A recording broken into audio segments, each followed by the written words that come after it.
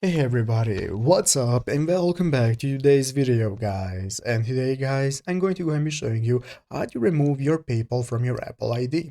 This is a very simple thing to do, so make sure that you watch this quick and easy video till the very end and follow my steps correctly so you can make sure this works the same for you and you can do this yourself. But yeah guys, let's get straight into it.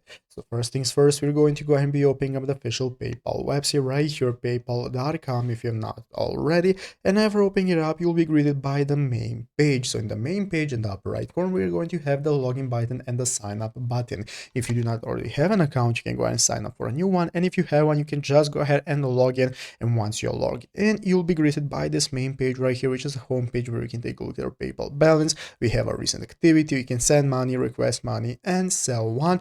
And now we can get started. So basically, guys, if you have connected your PayPal to your Apple ID and you want to remove it, this is what you can do. You can either remove it directly from your Apple device by going into your settings and removing PayPal as a payment option. But if you want to remove it directly from the PayPal application and website, this is what we can do. We can open up our settings tab. So you can open up your settings by clicking the gear icon right here in the upper right corner. Clicking the gear icon is going to enable you to go ahead and get started with managing your account settings. So you're going to have your account settings, security settings, and data and privacy. We want to open up data and privacy. By clicking on data and privacy, it's going to open up this new settings menu right here, guys, where one of the options is going to be called permissions you've given. So what you can do, guys, is go ahead and access permissions you've given. There you can find all the permissions you have given to use this PayPal account. You can find your Apple ID and then just remove it from the permissions you have given, and it's going to remove your PayPal from your Apple ID and it's no longer going to be connected. And it's easy as that. So I hope this video was helpful. If it was, make sure to leave a like, subscribe to the channel. So you guys, thanks for watching.